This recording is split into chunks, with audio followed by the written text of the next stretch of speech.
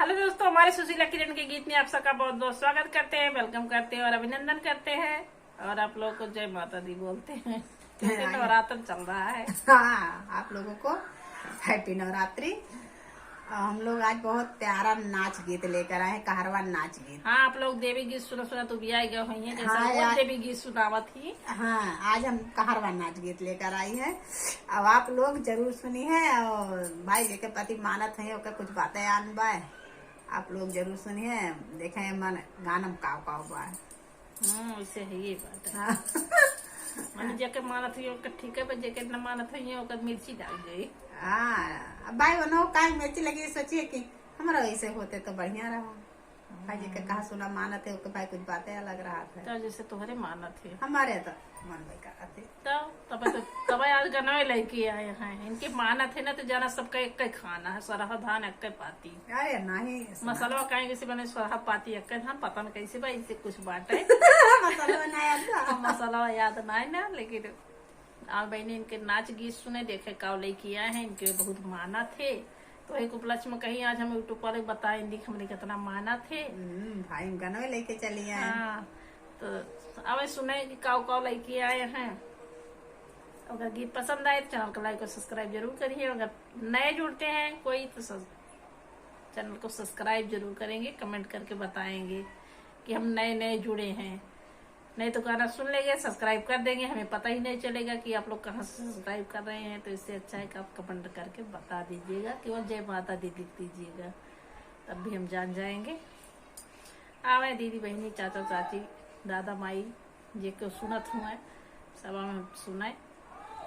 हमारे मन के हो, हमारे मन के सखी बाटे सजनवा, हमारे मन के सखी बाटे सजनवा, हमारे मन के, हमारे मन के हो, हमारे मन के सखी बाटे सजनवा, हमारे मन के सखी बाटे सजनवा, हमारे मन के अपने बलम के भेजली बजरिया, अपने बलम के भेजली बजरिया, भेजली बजरिया हो, भेजली बजरिया, भेजली बजरिया हो, भेजली बजरिया।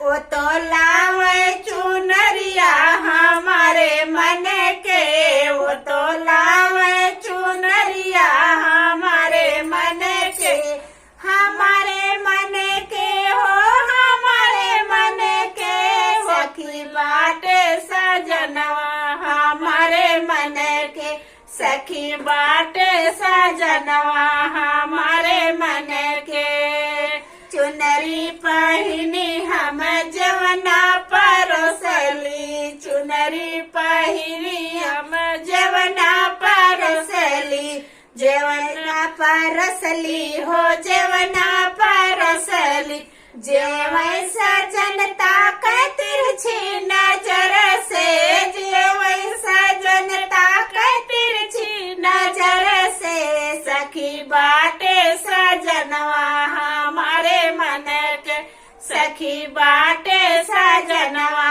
हमारे मन के, हमारे मन के हो, हमारे मन के सखी बाटे सजनवा, हमारे मन के सखी बाटे सजनवा, हमारे मन के जवना जेवाए हम खतवा में भेजली, जवना जेवाए हम खतवा में भेजली, अरे वो तो लावे धनियवा हमारे मन के, वो तो लावे नियवा हमारे मन के सखी बाटे सजनवा, हमारे मन के सखी बाटे सजनवा, हमारे मन के, हमारे मन के हो, हमारे मन के सखी बाटे सजनवा, हमारे मन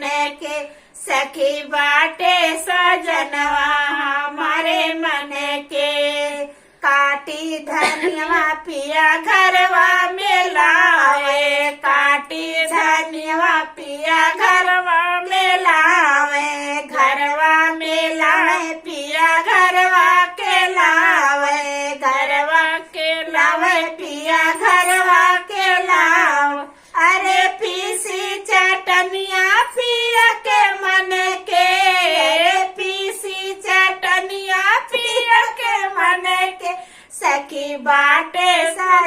सजनवा हमारे मन के सखी बाटे सजनवा हमारे मन के।